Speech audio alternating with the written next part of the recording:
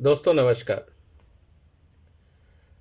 आज हम चर्चा करेंगे कि किस तरह से भारत की राजनीति हमारी आर्थिक स्थिति को बर्बाद करने में लगी हुई है। सुन के थोड़ा सा अजीब लगेगा क्योंकि हर पॉलिटिकल पार्टी कहती है हम देश की तरक्की करेंगे, लेकिन जब चुनाव आते हैं, जब चुनावी घोषणा पत्र आते हैं, तब वो सारी बातें की जाती हैं जो देश की आर्थिक स्थिति के लिए घातक है। आज का ही आप उदाहरण ले लीजिए। राहुल गांधी साहब ने कर्नाटक के अंदर चुनावी भाषण में यह बोला कि अगर हम सत्ता में आएंगे तो हम जीएसटी वापस ले लेंगे। दूसरा मुद्दा उन्होंने ये कहा कि सिर्फ कुछ घरानों को ही लोन मिलता है और बाकी जगह किसी को लोन नहीं मिलता है। आज हम इन दोनों मुद्दों पर चर्चा करेंगे। पहली बात हम करते हैं जीएसटी की। दोस्तों, आपको याद होगा जब इस देश में जीएसटी नहीं था तो करीब 14 तरह के टैक्स थे। हर राज्य सरकार अपने हिसाब से कोई ना कोई टैक्स बनाती रहती थी ताकि रेवेन्यू जनरेशन हो, और हर बार किसी ना किसी नए रूप में कोई ना कोई टैक्स रेट बढ़ा दिया जाता था या घटा दिया जाता था। इसीलिए इस देश की पूरी इंडस्ट्री लॉबीज और जो इंडस्ट्री एसोसिएशंस हैं, इंडस्ट्री चैम्बर्स हैं, वो 12 महीने मंत्रियों के आसपास मंडराते रहते थे, लॉबिंग करते रहते थे, ये सोच के कि शायद हमारे क्षेत्र में हमारे सेक्टर को कोई कंसेशन मिल जाए। दुख की बात यह है कि जब भारत में लिबरलाइजेशन हुआ उसी समय टैक्स रिफॉर्म्स होने चाहिए थे, तो भारत के अंदर इन्वेस्टमेंट आता और काफी हद तक हमारी इंडस्ट्री अपने पैरों पे खड़ी हो जाती। लेकिन दुख की बात यह है कि कई सालों तक इस मुद्दे पे चर्चा करने के बाद कांग्रेस की सरकार ने जीएसटी का प्रस्ताव लिया, लेकिन किसी कारण से मनमोहन जी की सरकार जीएसटी बिल पास नहीं करा सकी। कारण बहुत सिंपल था, क्योंकि जीएसटी का प्रावधान भारत के कॉन्स्टिट्यूशन में नहीं था।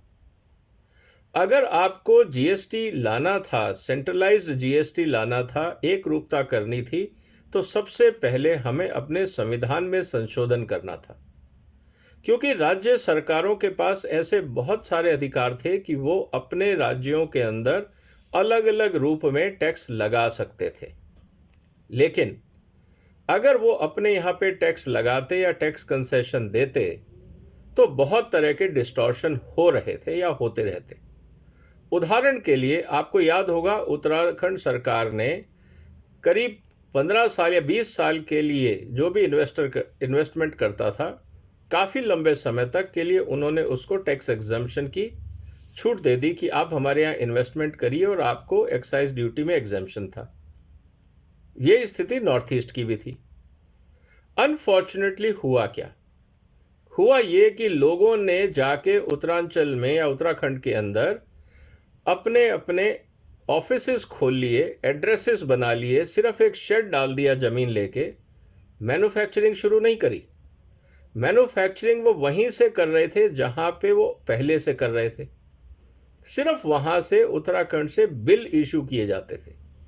इसका मतलब कि टैक्स चोरी करके अपना मुनाफा बढ़ाया जाता था, क्योंकि अगर आप मैन्युफैक्चरिंग दिखाएंगे उत्तराखंड में तो आप पे बहुत सारे ऐसे टैक्स थे, खासकर एक्साइज ड्यूटी, जो आप पे नहीं लगती थी।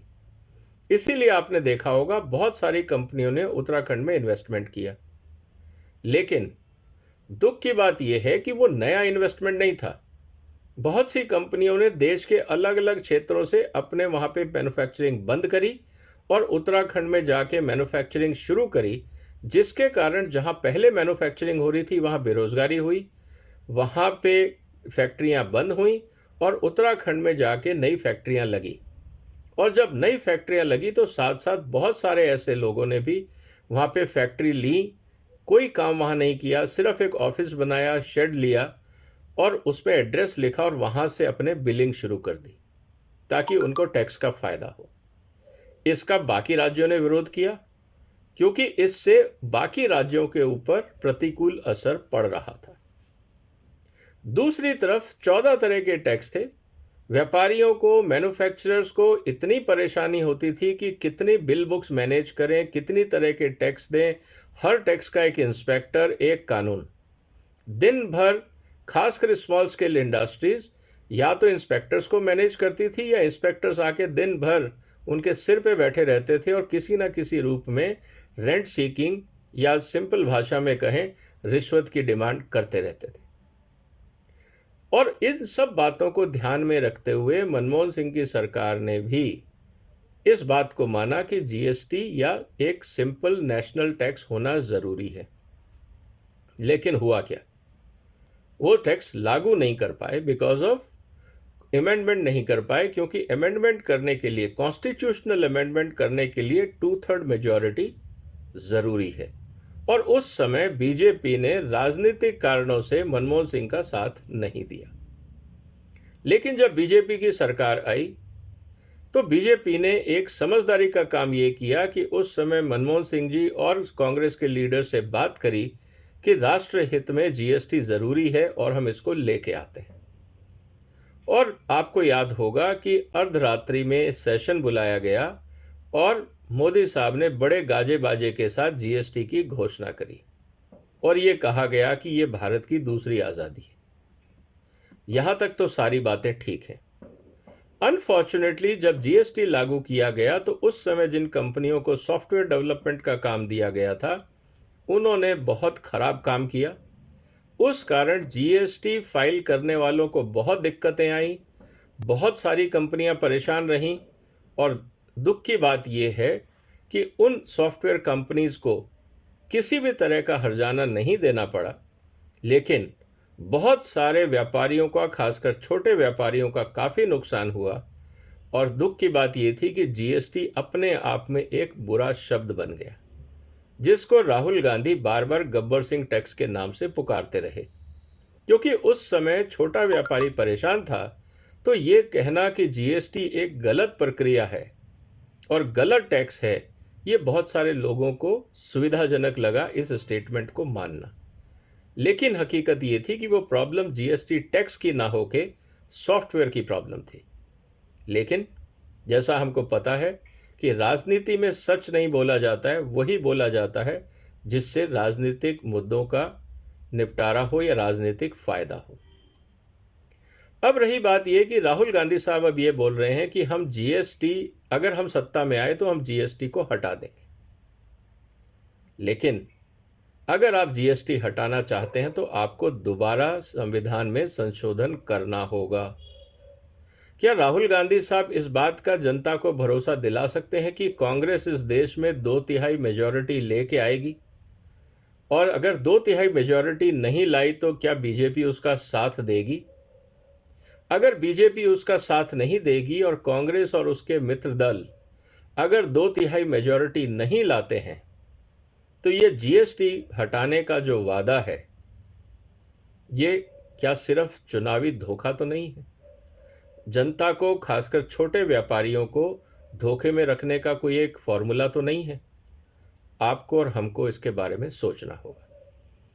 दूसरी बात, जो दुख की बात यह है कि राहुल गांधी साहब ने भारत की अर्थव्यवस्था या किसी भी तरह से इकोनॉमिक मुद्दे पे कभी भी कोई मैच्योरिटी की बात नहीं करी। मेरा निवेदन राहुल गांधी साहब से है कि आप मनमोहन सिंह जी के साथ बैठें और महत्वपूर्ण आर्थिक मुद्दों पे, जिसके कारण देश परेशान है, किसान परेशान है, उपभोक्ता परेशान है, उसकी जानकारी लें। मनमोहन सिंह जी की कुछ दिनों तक ट्यूशन लें, क्योंकि मनमोहन सिंह जी प्रोफेसर भी रहे हैं इकोनॉमिक्स के। निश्चित रूप से राहुल गांधी साहब को अच्छी तरह से पढ़ा भी सकेंगे, समझा भी सकेंगे। और राहुल गांधी साहब एज ए गुड स्टूडेंट, उनको प्रॉपर नोट्स बनाने की आदत होनी चाहिए। और हो सकता है कि इस मंत्रणा के बाद अगर वो अपनी स्पीच में लॉजिकल बात करें तो शायद ज़्यादा अट्रैक्टिव होंगी, लोग शायद उनको ज़्यादा ध्यान से सुन पाएंगे। लेकिन बार बार ये कहना कि हम जीएसटी हटा देंगे, हम ये कर देंगे, हम वो कर देंगे, क्या आप इन्वेस्टर्स को या भारत में जो लोग इन्वेस्ट करना चाह रहे हैं, आप उनको कहीं मिसलीड तो नहीं कर रहे हैं? क्योंकि जब भी किसी इन्वेस्टर को लगता है कि इस देश में राजनीतिक दल अपने स्वार्थ के लिए आर्थिक नीतियों के साथ खिलवाड़ कर सकते हैं, तो इन्वेस्टर को ऐसी चीजें पसंद नहीं आती। उसको ऐसा देश चाहिए जहां पे पॉलिसी स्टेबिलिटी हो, जो उनको चाइना देता है और कई देश अब देने लगे हैं। तो मेरा सबसे पहले निवेदन तो राहुल गांधी साहब और सभी पॉलिटिकल लीडर्स के साथ ये है कि जैसे फॉरेन पॉलिसी के अंदर एक रूपता है, हम लोग राजनीति करते हैं, लेकिन नेशनल इंटरेस्ट जब फॉरेन पॉलिसी का आता है तो हम लोग एक संयम बरतते हैं, हम देश हित की बात करते हैं। इसी तरह से आज की दुनिया में इकोनॉमिक पॉलिसी को स्टेबिलिटी देना राष्ट्र हित की बात है। अगर आपको लगता है कि जो फिलहाल जीएसटी पॉलिसी है वो ठीक नहीं है, तो आप सुझाव दे सकते हैं कि इसमें क्या कमी है।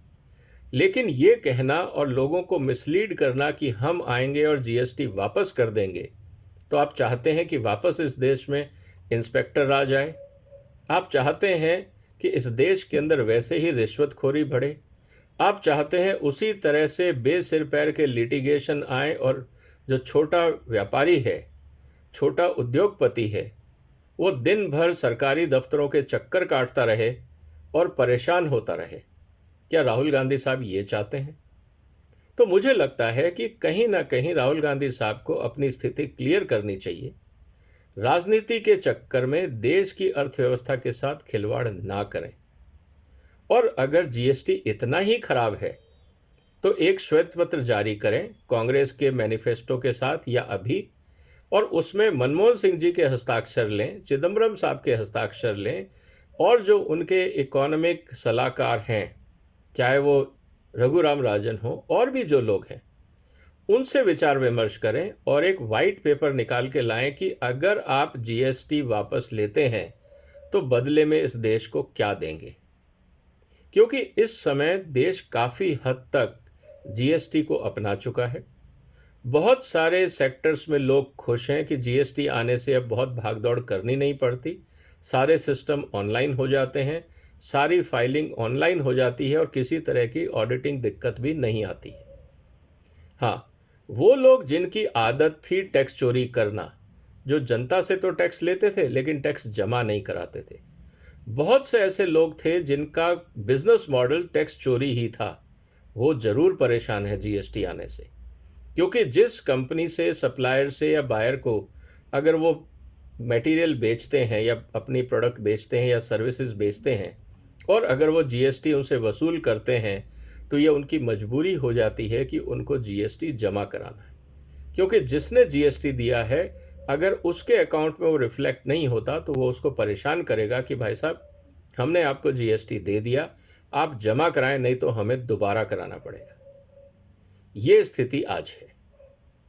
तो मुझे लगता है राहुल गांधी साहब आर्थिक स्थितियों को लेके देश के साथ राजनीति ना करें।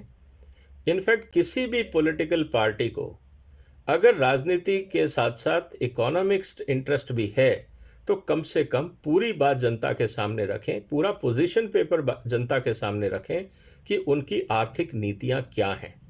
सिर्फ एक लाइन, दो लाइन, एक स्टेटमेंट, दो स्टेटमेंट करके जनता को कंफ्यूज ना करें, इन्वेस्टर्स को कंफ्यूज ना करें, क्योंकि ये राष्ट्र हित में नहीं है।